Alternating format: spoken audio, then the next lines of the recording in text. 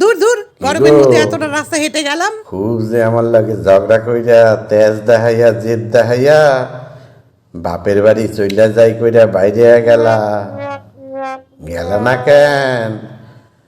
আবার এখানে ফিরে আইলা কিসের লাগিয়া? ওরে বরিশাল বেটা, তুই তো ঘর জামাই। কিছুটা রাস্তা যাওয়ার পরে আমার তো মনে পড়লো তুই তো আমার বাপের বাড়িতে থাকিস, তুই তো ঘর জামাই।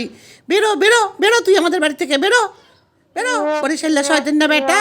কেন বাইরাবো কেন? বাইরাবো কেন?